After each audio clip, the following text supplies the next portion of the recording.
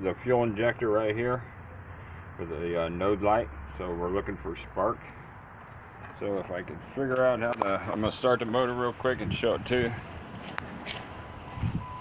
That way you know it's getting power to the injector. Yeah,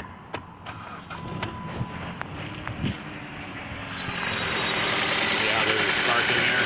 Very faintly see it. Right there, barely see it flashing, just barely. So that means you're getting the spark to the injector.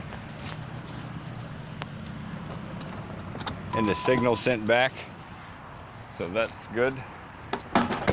I'm going to rescan for Misfires too as well for the code reader and see if the computer is reset yet.